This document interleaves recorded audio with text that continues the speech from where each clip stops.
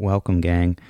All right, so as you guys have probably heard, my intros have been kind of subpar at this point, so I'm going to try and do a better job of doing the intros. It's not my favorite part of the show, but I'm actually going to kind of be a little bit prepared. So this week, we're going to be talking about one of my favorite things, so it's a good week that I came prepared, cannabis. So my guest is Cole Rydalch, who's a former electrical technician at one of the largest cannabis distribution centers in the Pacific Northwest. So he used to work for this company. So we talk a lot about the company and all that stuff. We talk about the process behind the legal cannabis industry, the stigmas behind it. We got into a lot of the behind the scenes stuff. So if you're interested in cannabis before, or if you're interested in, learning a little bit more, this is the episode to get into. But I've told you bitches before, this is not a cannabis podcast. It's the Itty Bitty Podcast. It's anything but, and it starts now. Welcome to the Itty Bitty Podcast.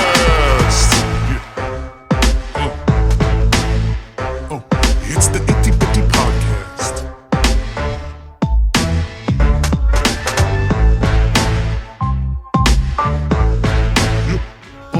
It's the Itty Bitty Podcast.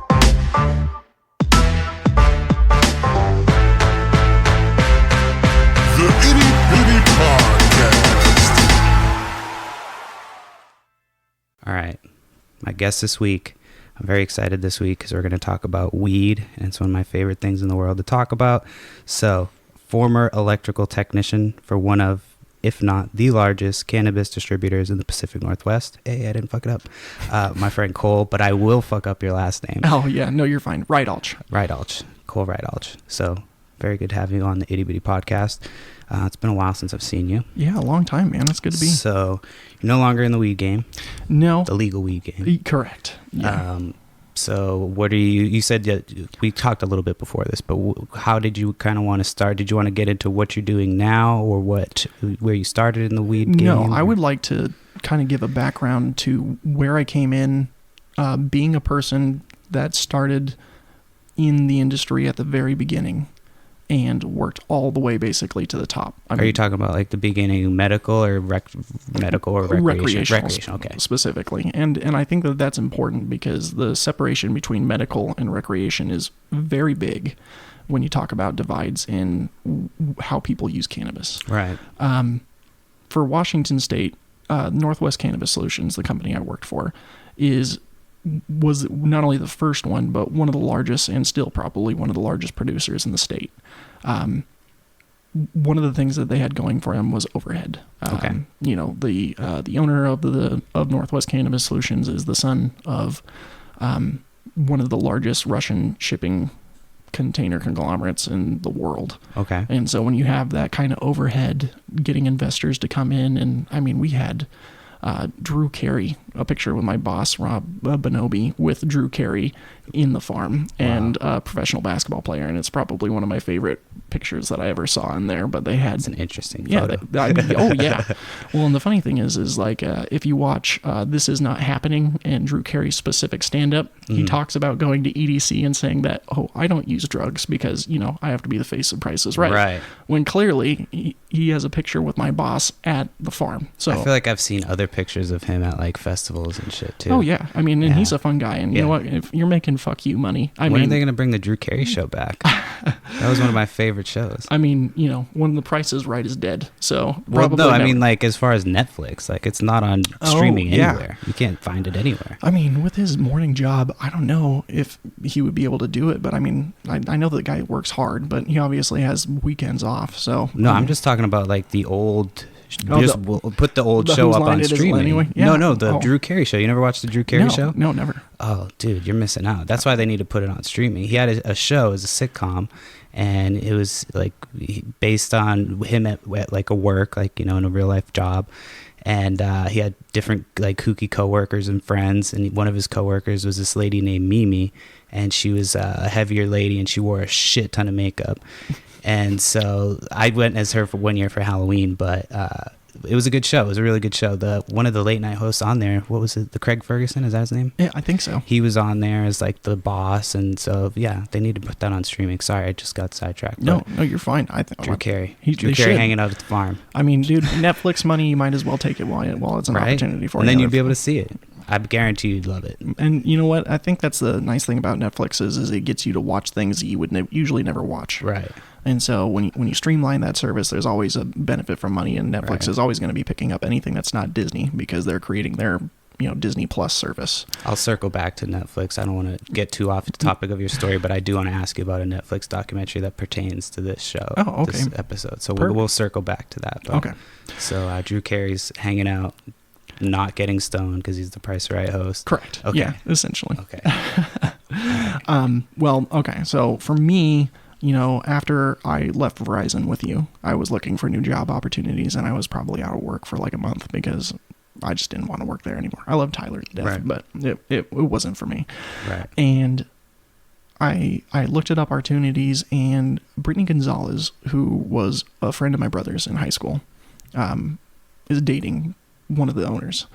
And so she was working at the front office, and I dropped off my resume, and she's like, "Oh, okay, yeah, come in." And I applied, and I got the job, and I was thrilled because I didn't know what they were looking for. I just wanted a job. I just needed money. And they started me on the line, essentially, and the line in packaging was anything from rolling joints, weighing grams of oil. I was weighing anything from, we would usually start weighing eighths first because that was probably more common than they don't really usually sell bigger packages other than eighths because, that's where your price point is.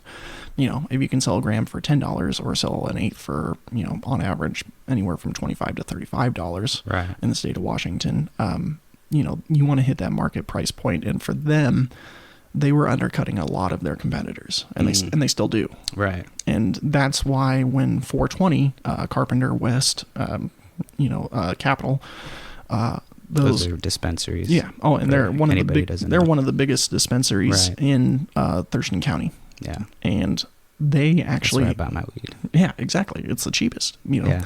And that was one of the things that 420 had going for them is they were able to supply more at a lower cost than all their competitors, and they still do. Right. And that's why they're huge now.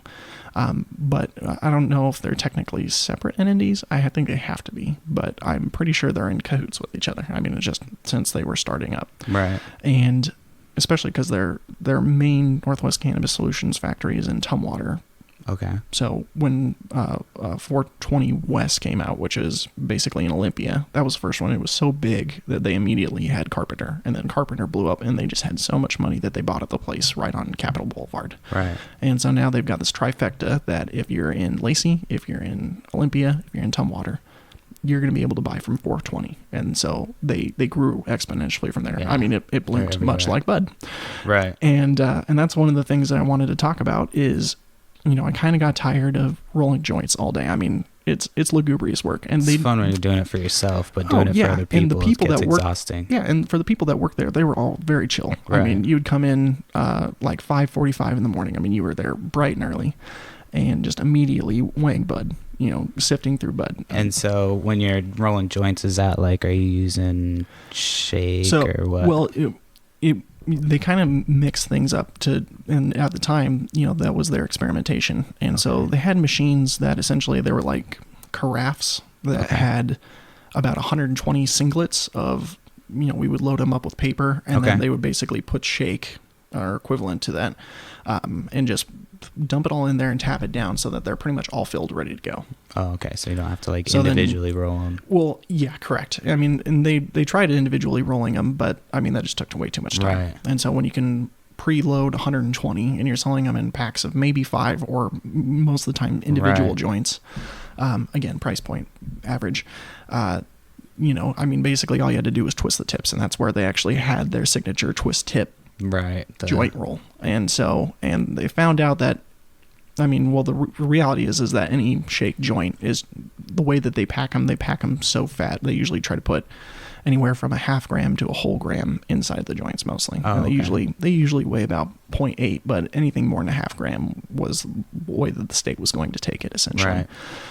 And, I mean, you just sit there twisting tips for a couple of hours, and you'd get like a 15-minute break, and you had to be there in 15 minutes. I mean, it was run like a prison, you know. Oh shit. Yeah, Wow. and I mean, it was fun, you know. It's like but a weed prison. Correct, and everybody's making minimum wage. I mean, just barely minimum wage. Right. I mean, most people, they started everybody at $12 an hour, and after working my way up all the way to electrical technician, at the end of a year and a half, they finally gave me a raise of 50 cents. And Oh, shit. Make more money selling that shit illegally. yeah. Oh, yeah. Absolutely. And I think that's, I would love to be able to talk about it on another podcast. Maybe not illegally, but growing at home in the state of Washington Right. versus what people who want to do medical can do. Right. And I've studied a lot up on that because, I mean, honestly, I watched people who worked in the industry with me grow at their own house and produce more than enough bud from themselves that they were able to just sell it to their buddies. I mean, obviously that's black market, it's under the table, it's illegal. Right. But I mean, it was illegal before it was legal,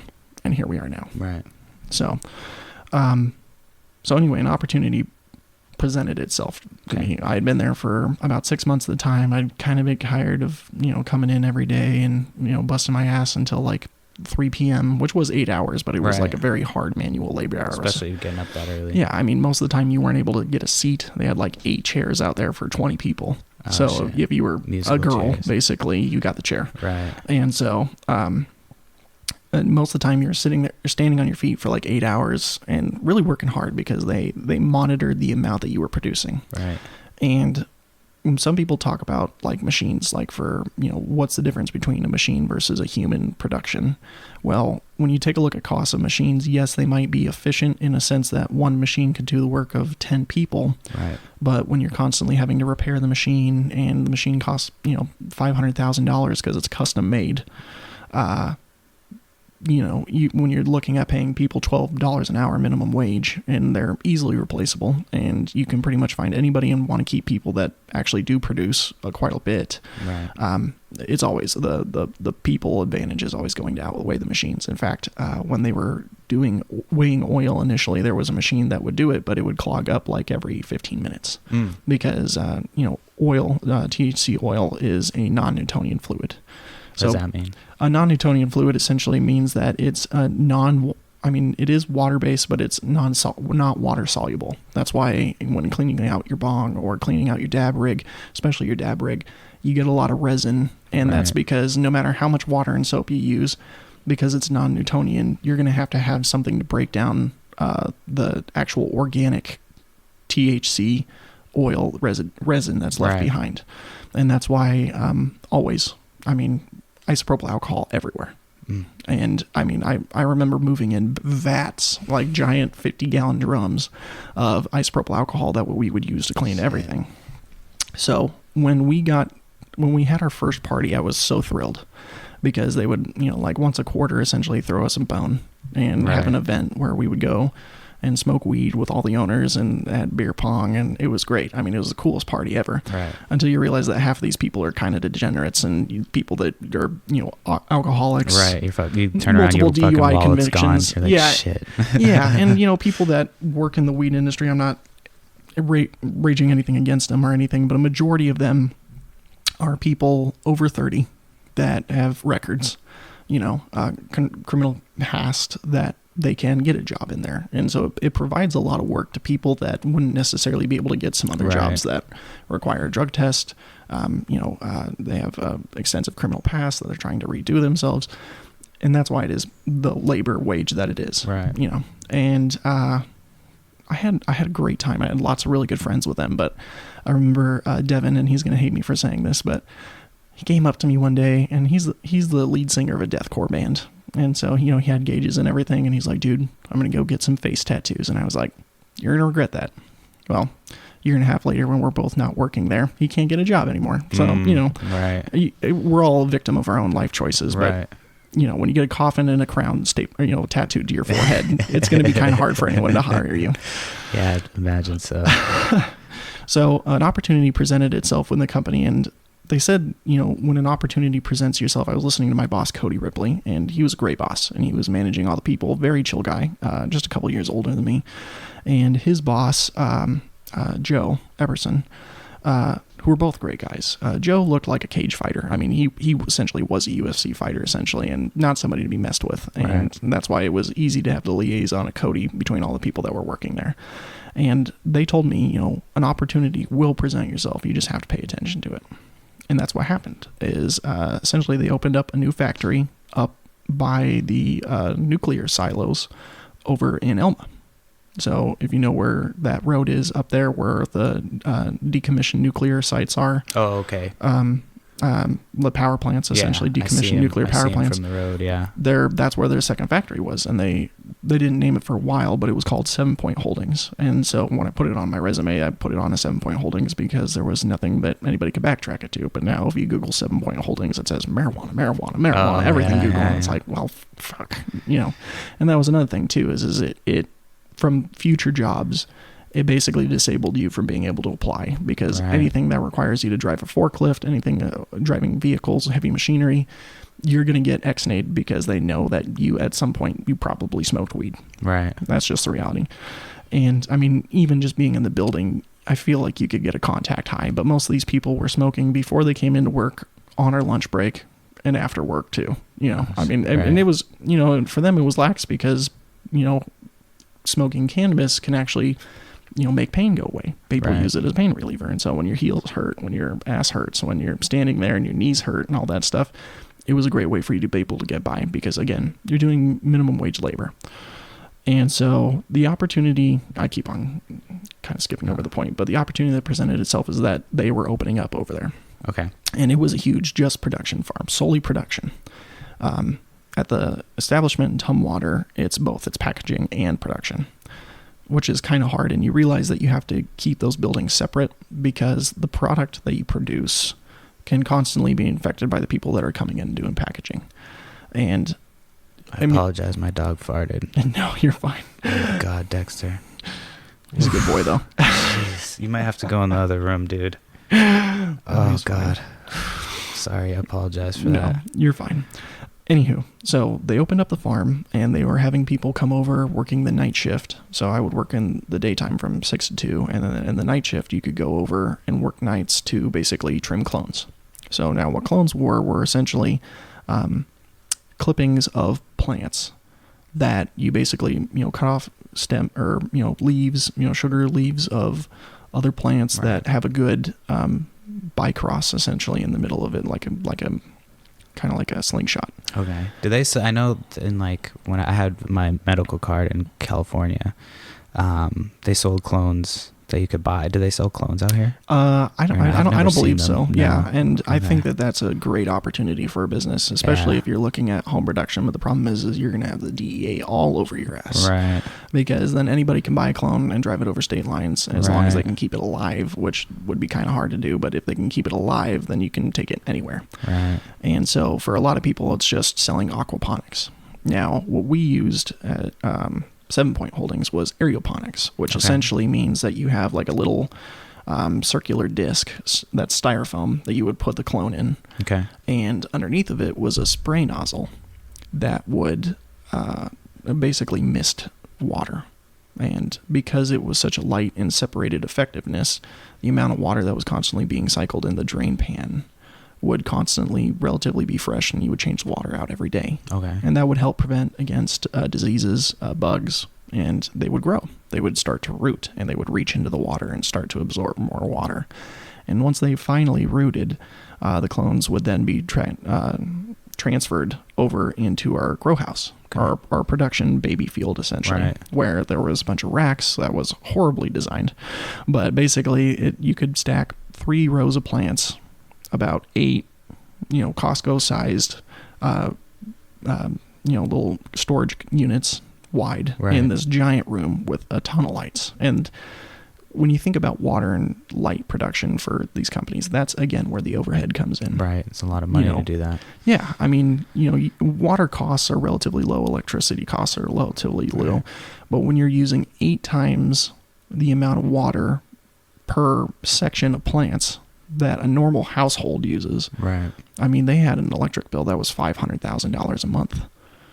Shit. Because there was 21 rooms, Right. and 19 of them were full plants. And I feel like I remember hearing about back before like weed was legal and shit. Feel like I remember hearing something about people getting busted for like their big spikes in their electric bill and yeah. Well, like, and nowadays they can just use the police helicopters if the district can afford it to basically just drive over your house with an infrared camera and just see the heat production. You can see the heat production too. But I thought I might have been like too speaking out of line and too high for saying that, but that is a thing, right? No, it is. Okay. And the reason why is because metal halide and HPS light bulbs produce an incredible amount of heat. Okay. But they're really shitty at producing lumens, Right. light essentially. And sorry, I didn't hear ovens going off. It's It's the distracting. dishwasher. Oh, dishwasher. Shit, my bad. Thanks, dishes. Anyway, Told my wife to finish the dishes before the podcast. No, I'm just kidding. anywho, so again, getting back to what we were doing is when we made the clones, you basically had to prepare these tubs that were probably big enough to fit 2 or 3 bodies into easily. Okay. I mean, and that's a horrible way Right. of measuring it, but I mean, imagine a I feel like giant, that could be a good unit of measurement. Yeah. a giant Bodies per plastic tub that was probably 2 or 3 bodies easily fitting into it without having to chop them up, and about 10 plants with a cocoa mixture. Now, what cocoa is essentially coconut husks. Okay, I was gonna ask cocoa, like, so coconut husks. Yeah, well, they call it cocoa because it's, their branding of essentially their own mixture. But the Right. reason that they use cocoa is because coconut husks do not retain water very well, Okay. which is a good thing in a sense that you want it to be mostly soil. I mean, but the soil is essentially a mixture of the coconut husks, like 50% coconut husks, clam and oyster shells, crab shells, Okay. a couple of different nitrates, and all of these different fertilizers. Just like compost. Yeah. Okay. That you can use in your house. And when you're watering it every day, the plant will absorb as much water as it can from it, and the rest of it will basically drain to the bottom. Okay. So we would bring them over the giant grates and basically drain the excess water out of the bottom. And that was a good way to keep the water fresh, but also eliminate anything that was growing that wouldn't work well in it. Like stagnant water, does that? Yeah, Okay. and stagnant water will start to accumulate bacteria, which Right. can lead to viruses and diseases. And most of them is like a black spot disease, and I can't remember the name of it off the top of my head, but essentially it starts to spot the plants, but it can spread very rapidly. And it starts basically from having the roots being too soggy. In Right. fact, we actually had to they fired one of the leads above me, and who was a great cannabis producer. I can't remember his name right now, but I'll make sure to send the links in for you. But it wasn't even his fault, but basically he killed like essentially 120 clones Ooh, shit. on accident. But Maybe you shouldn't look up his name.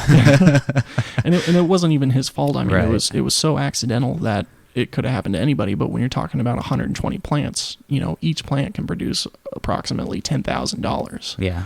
It's a lot So of I money. mean, you can do the numbers. It's Right. $120,000 worth of product Yeah. they just lost. Do you have And insurance for shit like that? well, I mean, if you're an insurance agent, I can't imagine that would ever be a good investment. And so Yeah, and the banks won't really touch cannabis, well, or are they doing it more now? they can now, and they're one of the things that the cannabis companies have been able to do, because there's been such a huge $1 billion influx, is they've been able to create their own banks essentially, Oh, okay. and their own insurance programs so that they can Oh, have nice. it. And so I would assume that they're probably going to try and insure themselves, but Right. basically it comes down to that if you're the producer, you're on your own. Right. And that's where that, again, the overhead comes in. And so anyway, 7 Point Holdings officially opened up. Okay. Now, when I would walk into work in the morning, I had to use a key card twice to get into the building. Once to get into the main door, and a second time when I went through the hyperbaric chamber to check in. And there was like a door that you would get in, and it would blow you off and That's pretty dope, de-ionize you. And oh yeah, I was sick. It was like working for the FBI. I thought it was the coolest shit ever. And there was a little break room upstairs, and my boss's office, Rob's office, and Vasily. And I love Vasily to death, but he was there strictly on business. And his brother was the manager of the other one. Again, all family. And every day he was there from probably 5 a.m. until 8 o'clock at night, easily. and, had to make emergency calls. And I was on call too, because, if a bunch of lights go down in a section, you got to figure it the fuck out. And so I started trimming clones, and then when we finally started producing the cocoa, we had to fill, probably about 1,200 tubs worth of this mixture. So yeah, imagine a giant auger, which is a giant machine that basically churns up the soil of everything that we were putting in there. And kind of like a mixer or something. Yeah. Oh, it was huge, and it was scary as hell because, two people had to stand on top of it and poke around in it with these giant claws that are churning it with metal. And so if you fall into it, you're dead instantly. Shredded to pieces. And it was not a safe environment because when we were bringing the tubs in after we had to make them in the summertime, which was awful, but I got a little something on that too. But when we made all the tubs and officially made them, we would bring them inside and we would use giant propane blowtorches. If you look at this torch, imagine one like probably at least, with a giant propane tank. Right, like a flamethrower. It was huge. The flame hole was basically about the size of a hockey puck, and it would blow out about 5 feet wide. And we were melting these tubs so that they would stay a certain way. And so the initial labor was awful. Right. And so I was like, dude, this fucking sucks. In fact, I forgot to bring my badge in that has my picture on it, but they brought me in to finally take a picture for my ID card on the day that we were mixing all the fucking dirt, and I was hating my life, and they're like, smile for the camera, and I was like, fuck yeah.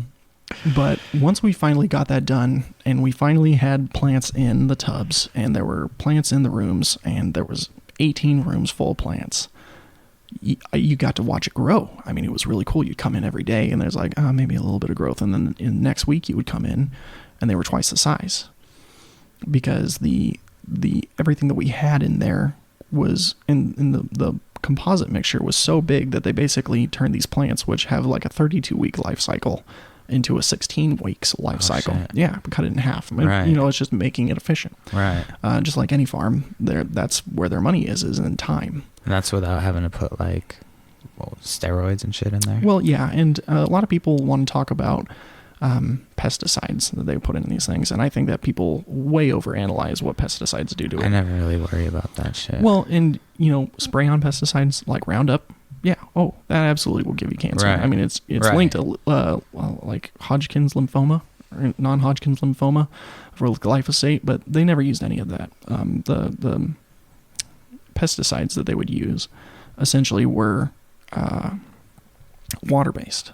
So it would go into the irrigation system, and when it was time to water the plants, everything that was going in, the water would contain traces of ammonia, traces of things that are chemicals for cleaning the pipes and making sure that they stay clean. Right. Because a majority of problems will come from your AC as opposed to root rot. Right. And so it came time, and Vasily was like, Cole, you've been here a really long time. You've been working here a long time. And he was serious. Oh God, I thought he was going to kill me. He's just a big Russian guy, looked like the mafia. Didn't want to ever make him mad. He's like, I need you to start working with Rob because Rob is 60 and he needs a hand. And I had no idea what Rob was doing at first. Right. But basically, it was one of the highest positions in the company, being the assistant to the electrical technician of the facility. Oh, shit. So every day, I would do my rounds of the breakers to make sure that there was no breakers tripped, to make sure that the rooms were fine, that the plants looked good, that there wasn't a major problem. Every morning, I would do my rounds. And then the rest of the day was me spending the time replacing light bulbs and cleaning out HVAC units so big that they're bigger than a VW bus. Oh, shit. And when you think about an HVAC unit for a house, you're thinking a water heater, and it's probably 3 times bigger than your normal water heater. And most HVAC units only have one motor cranking, essentially, to keep it going. There was 2 in each of these units. They were so big. And so every day I would go in, make sure that the straps weren't wrapping and that wasn't making too much noise. And they were state-of-the-art, top-of-the-line HVAC units, and they probably had to cost $28,000 a piece easily. They're just, and you had to monitor them. Right. Essentially, in the bottom of the drain pans, I would have to vacuum those out every day, make sure that there was no black gunk clogging any of the stuff. And replace the ammonia pads at least once a month to make sure that it was killing any of the other germs that might be in the system. And CH2O, which is a chemical company in Tumwater, provided a lot of the pesticides, quote unquote, but mostly it's water treatment nutrients, essentially, that is for cleaning the pipes. Right.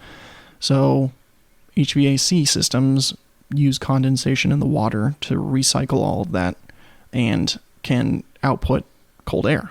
Okay. So when you're outputting cold air, you're creating condensation, which then gets recycled back through the lines and goes out to these giant water towers that, I mean, they had to be bigger than the Seahawks stadium signs. And there was 3 of them.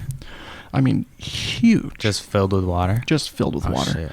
And they were so big that I could walk inside of them, which is unheard of, and go up to the 2nd level because these things were so big. Fuck, that's big. Oh, yeah. And if those shut down, we had a real problem. Right. And that's why we had 3 of them, is if one failed, you needed at least 2 running at all times to not only keep all the HVAC in check, but to keep the water pumping through the lines and that it's all circulating constantly in order to avoid growth, because growth will come when there's stagnancy, in the water. So after busting my ass and cleaning, probably 12 or 13 different units a day, and replacing light bulbs and was this as the assistant? Yeah, this was as the assistant. So, and I would help from time to time when they needed me to help on the lines because I had done everything in the facility. Right. Other than the HR process, I had done everything in the facility and setting it up. And basically I worked there for another 6 months or so when they finally gave me my pay raise. And I got to tell you about this Christmas party. Okay. This is going to be a highlight of the show right here. Okay. So, do you remember Alpine Experience at all, by chance, in downtown Olympia? No. It was this huge ski shop that was so big that had 2 sides to the building, and you would just walk through it, and it was kind of like a Cabela's, but for skiing. Okay. And REI. Just skiing. Yeah. And we rented out that whole facility for the Christmas party because Alpine Experience went under. We had the fire department show up because we set off the smoke alarms in the next building from us because there was so much cannabis smoke in the air. It was fucking out of control. Shit. And it was probably the craziest thing I'd ever seen. They had, like Chipotle catering. There was just couches everywhere because there was Santa Clauses handing out joints and weed to people and just anything you could take. I would love to get a joint from Santa. When the fire department showed up, they're like, "Do you have a permit to be here?" And we're like, "Yep." And they're like, "And this is for a cannabis thing?" Dude, I bet they probably even got near the building and it smelled like cannabis. But walking in, and they opened up the doors, we had hotboxed the entire fucking building. I mean, the entire building. Should have had Santa Claus hand them the permit. Well, and I think he did because he was one of the guys out there. But and he was one of the figureheads there. I think I actually have his business card. Let me see if I can pull it out. Yeah, no worries. So you guys are smoking tough at this. Are they providing? I mean, I'm sure they're probably providing the weed. Oh, they were. Is it like bud tenders and? Okay. And flip over the back of the card too.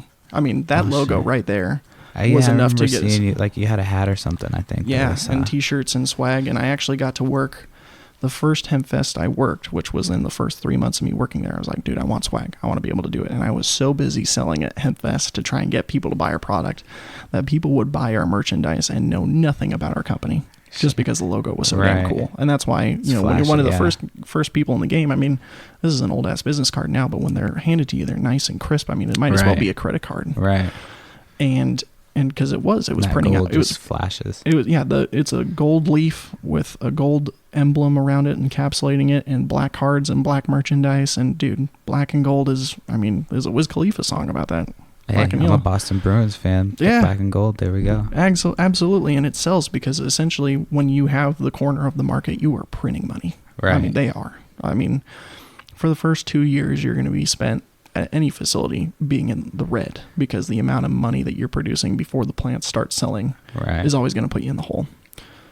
But when we finally came time for our first time for harvest, and I was so excited about this because we had 3 drying rooms for racks that we would just clip all the bud off, essentially leave most of it on the stem, because the nutrients, when the bud will really grow and accelerate, is when you clip off the stems and you leave them on there, the bud will continue to suck the nutrients out of the stem, and it will really start to grow big. And that's where you're going to really, I mean, you see the trichome productions when they're growing, but you see the bud and the weight grow when it starts to dry. Now, obviously, upside down hanging is by far the best method, and that's why you'll usually see them hanging with their stem upside down in most small grow houses. But in the big ones, I mean, we just had trays where we just threw everything on there and just kept the rooms incredibly dry. I mean, they were so dry that you would walk in and you would need a drink of water because it was so dehumidified, essentially. Oh, you just keep dehumidifiers.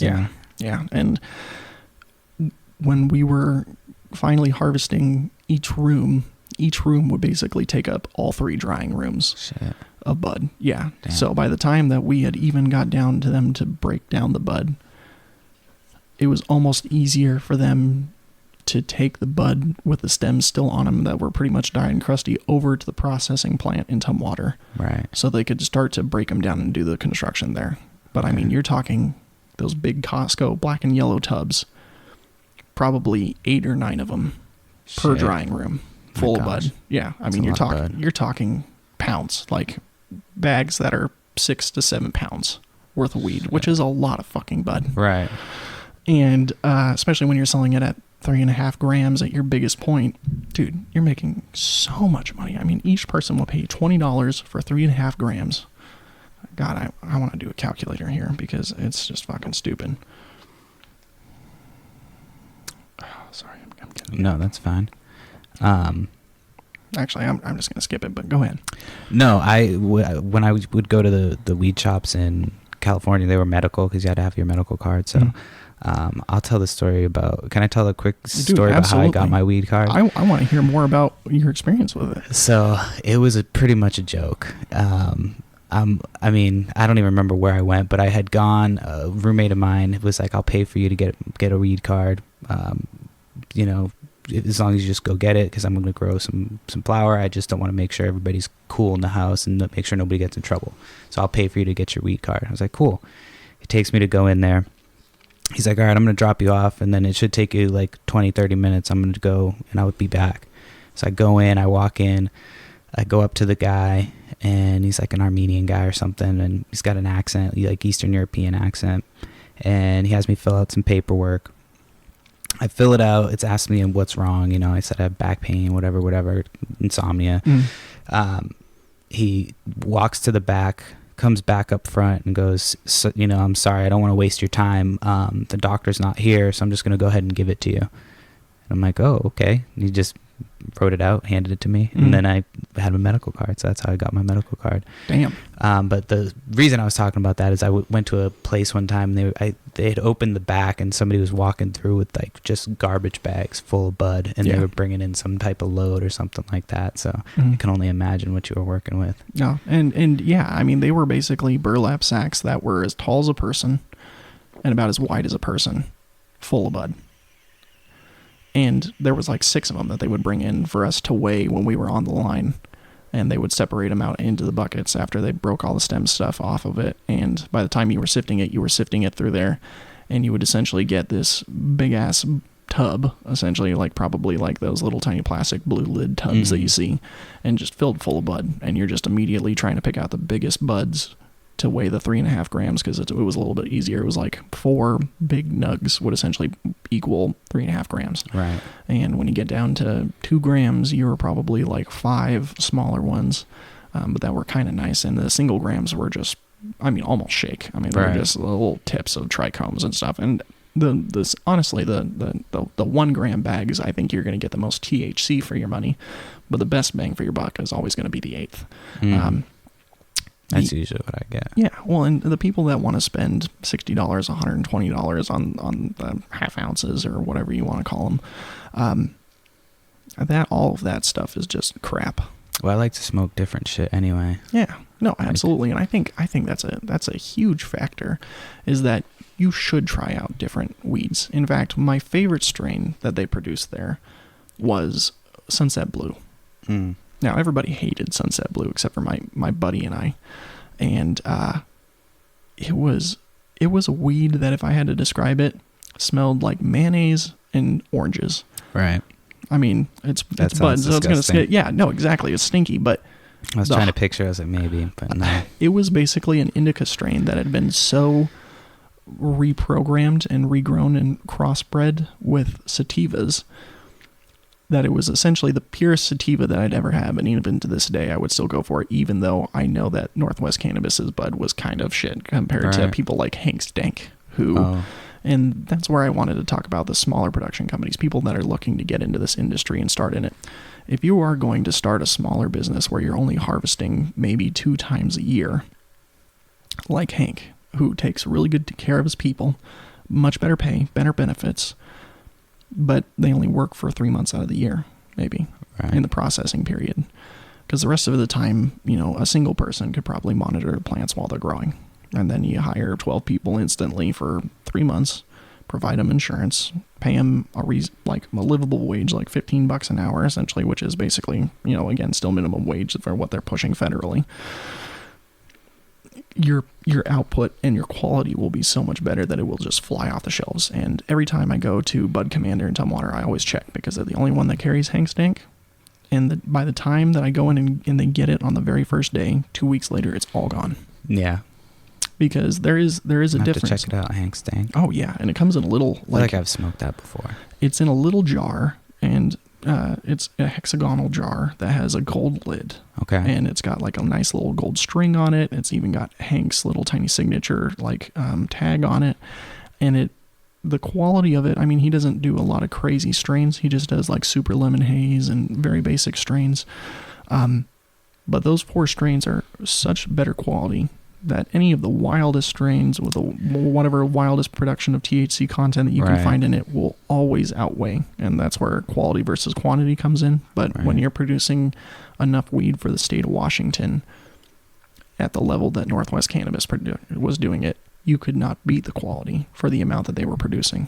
Hand over fist. I feel like weed at some point is going to become like when you go to, have you ever been to like Napa or Sonoma, like wine country? Yeah. In fact, they actually had an outdoor growing plant in Napa Valley. Do they? Yeah. I feel because there's so many different. You're gonna have weed sommeliers, or weed.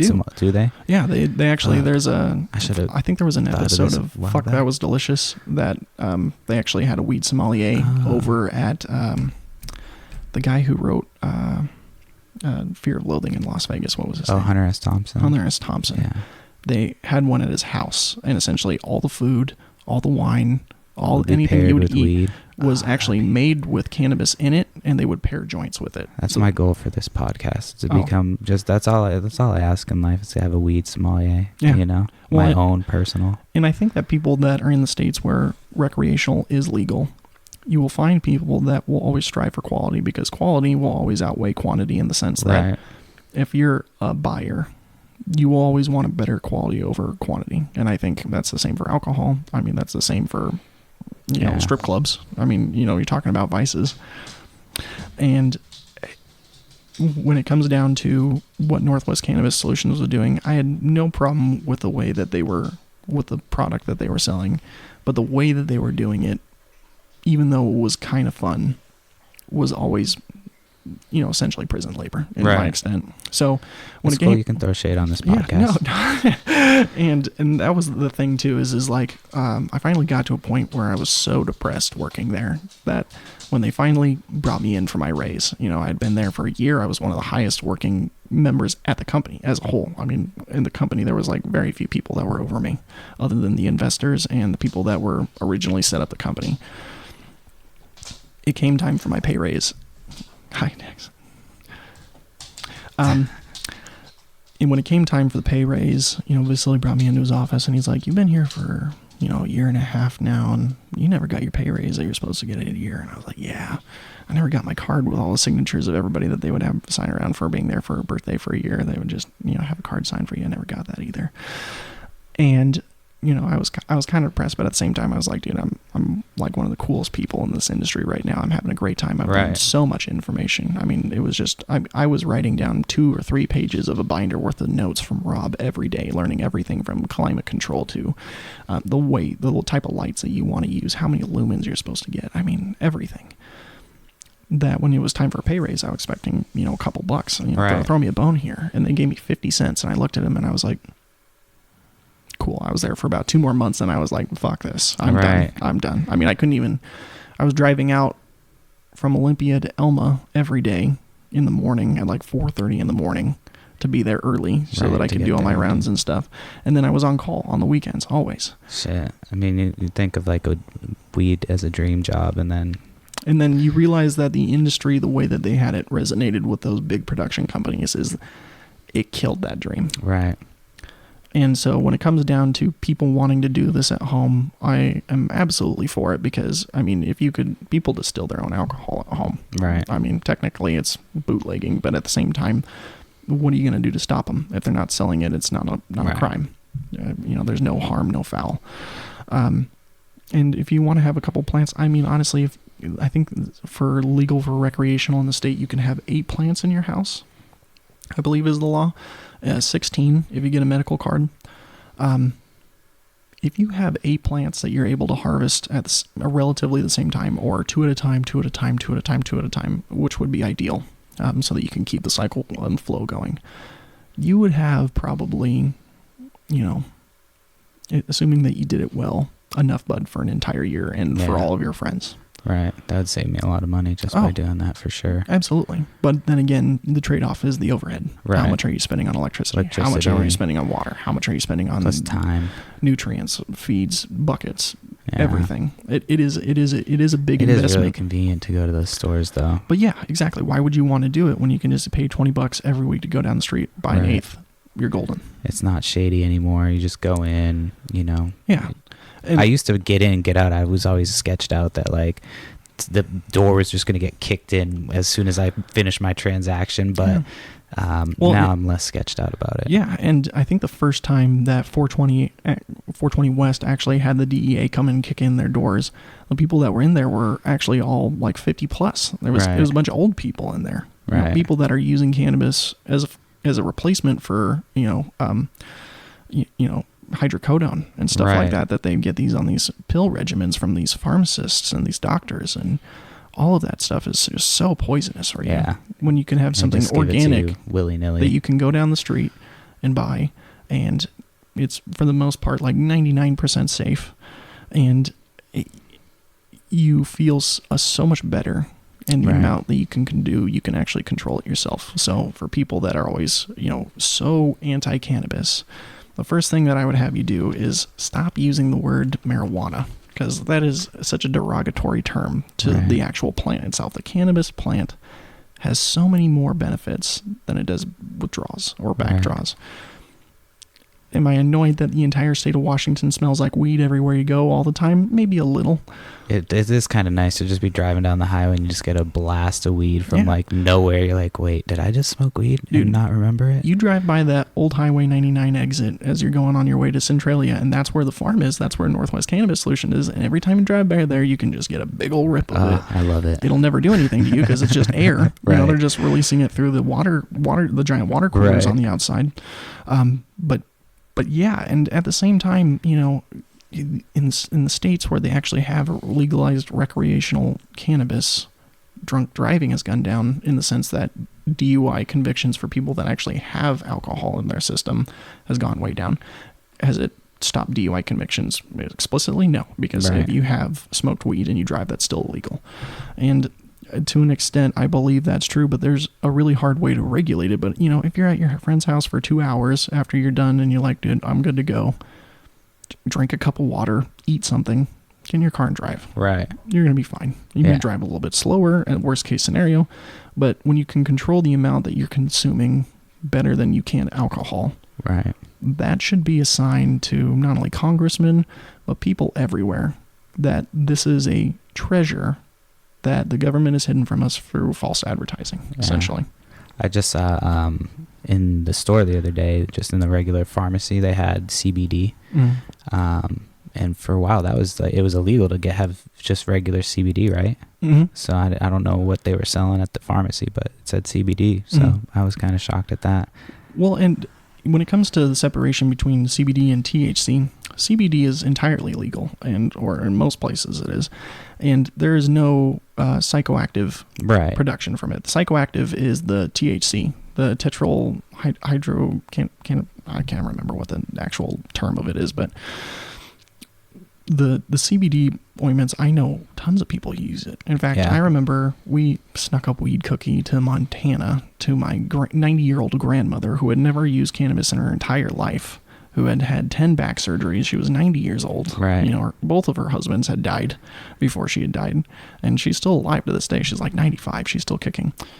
Everybody was this is like the worst case scenario for this poor old woman. She's 90 years old. She's sitting down on the couch. She can barely move. You know, she has to have her entire family around her while she's doing this. Nobody else is joining her. Oh, I was going to say, at least have to join her. Yeah, no, nobody joined her. Yeah, okay. I would've. Problem number 1 right there.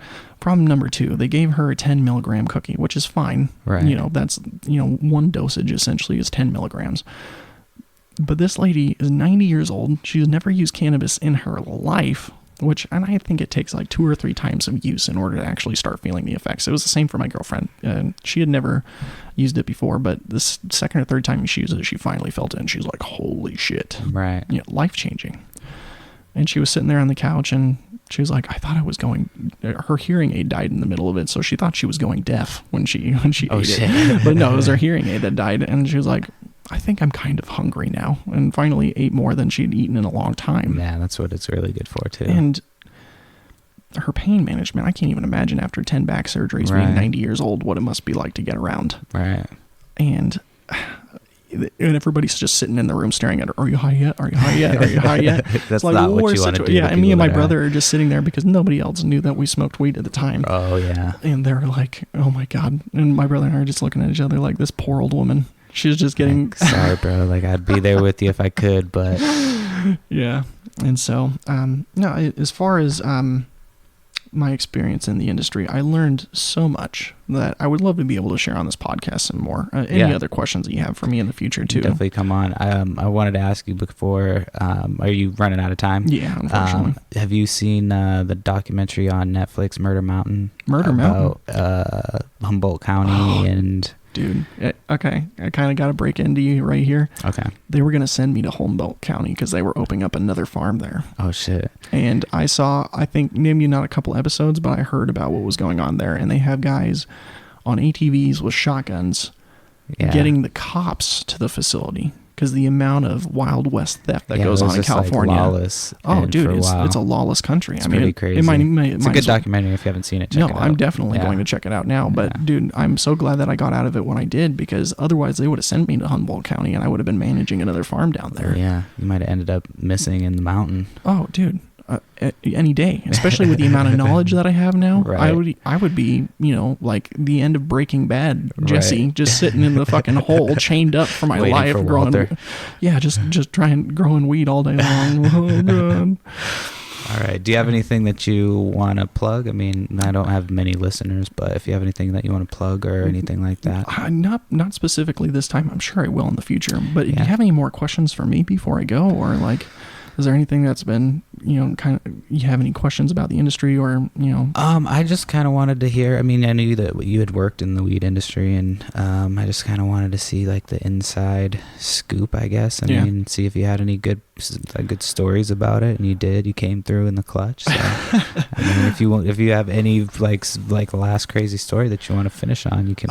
You're more than welcome to. I don't want to hold you up though. Yeah, no, and this is gonna come back to haunt me one day. But I gotta tell you, when I was a couple months in and we had been there, I remember hitting my vape pen when I got to work. The THC pen. Couple of times. Then I go in and we just had our headphones in all day, just jamming to music and tunes, having wild ass conversations. I mean, I was having conversations about the fourth and fifth dimension that were blowing people's minds, just sitting there at the table that everybody was just kind of like shocked. They were like dumbfounded. But when you had an environment like that was so friendly and nurturing to all these people, I think it was more than, an individual therapy. It was group therapy, which I think is far more helpful for a lot of people, especially in these situations that they're trying to turn their life around. They're trying to get started. Me, I was broke as hell, but it was a job, and it was a daily job that I got after 2 p.m. I could enjoy the rest of my day. I got a bunch of free weed. Yeah, that's what I was when you're a youth, it's such a great opportunity, and when you're older, you're retired, it's such a great opportunity. Right. But take a look at the company that you're going to work for beforehand. to kind of imagine what kind of styles it will be, because again, as much fun as I had with it, if you have the knowledge to be able to grow on your own, it will always outweigh doing your own personal work and investment in time to get your own product. Right. Than it will be ever working under some giant conglomerate's thumb. And I think that's just the reality we all live in day to day. I have one final question, if you don't mind. Yeah, so absolutely. the last show I did was with a buddy of mine. He's into real estate and stuff. So we had towards the end of the show, we got into a little bit of like, because he's in Massachusetts, so we recorded in Massachusetts when I was back there on vacation, and he was talking a little bit about how it's hard for regular people to get into the weed industry, basically, if they wanted to start up their own dispensary, just the hoops and shit that they have to go through. So I don't know if you had any insight onto that. There's a lot of paperwork and there's a lot of permits that you have to do and involved. But a first thing I would recommend doing is don't be in a major county. Be in a little tiny county out in the middle of nowhere that doesn't require a lot of permits and a lot of hoops to jump through. The reason it was so easy for us to set up 7 Point in Elma is they were just so glad that there was a giant money-making business that was going to show up. Right. You're talking in counties where there's a high-density population. You want to be out in the country somewhere because the amount of hoops that you're going to have to jump through is so much less. The second thing, too, is if you are going to have a farm on your own house or own property, or if you are going to buy a piece of property to start your own farm on, which I would highly recommend, you got to have the access to amenities and stuff that are going to be there. And God, we had Capital Electric, we had Sunset Air, we had 3 different companies that were constantly sending people there working on shit all the time. So if you have electrician friends, if you have an electrician friend, you have a plumber friend, and you got somebody that works for the county that can help you get things started. Dude, I watched them sign the paperwork on the building, and the guy who was I don't know if he was the mayor of Elma, but I think he was the port commissioner or something like that. And he just had the biggest, fattest grin, and he was like, he was excited about it too, because in the end, he's probably getting paid off. The people that are in the system are getting paid off, and the government's taking 30% overhead, not only on just the tax part of what the product that you're selling, but in whatever that you get net-wise. The producers of cannabis get about 4% in the state of Washington. The sellers get about 2%, and the state gets 30%. Damn. So when it comes down to laws, make sure that if you're going to make recreational cannabis in your state legal, make sure that the law that you're signing isn't as fucked up as Washington State. And that's why Colorado and California have been making it big, is because they know that there's a lot of money coming out of it. But they made the law better in the sense that the state isn't just fucking them in the ass for it. And reality is the same with the alcohol. When they finally made alcohol sellable in Washington State at basically any store, it went up 30%, because that was the tax on it. Hella tax on alcohol. And so the cost of everything will go up. And make sure that your legislation is in order. And if you know what the legislation is, you know what the laws are, you can always find a way. And if anybody has any questions, I'm sure they can feel free to contact you to get a hold of me, and I can always feel free to help them out. ittybittypodcast.com. You can email. There's Instagram. I go over all that stuff on the outro, so I'll do that after. You don't have to do that. But no, they were supposed to do a distribution center downtown. We're in Shelton, where I'm at, and the mayor, I think, or something, didn't want to do it because he said that he didn't want the smell. Yeah. And so it never went through. I think there's something in there now, but that was pretty silly. Yeah. Well, and again, it's, was it in the city or was it on the outside of the city? No, it's like that. You'll pass it on your way out. It's like that, logging, old logging thing. I think Sierra Pacific out there or something. Yeah. So. Yeah. But yeah, we'll have to do this again, and we'll talk more Thank you for having me on. Weed and shit. But I'll do the intro and shit. But Cole, thanks again, and I'll talk to you guys next week. Peace. So that's another week of the Itty Bitty Podcast. Thanks again for tuning in, and as always, don't forget to rate, review, subscribe. Follow us on Instagram, Itty Bitty Podcast. We're on Twitter at Itty Bitty Pcast. You can check us out on the website, ittybittypodcast.com. And yeah, we'll be back next week with another interesting topic to talk about. And I'll see you bitches later. Peace.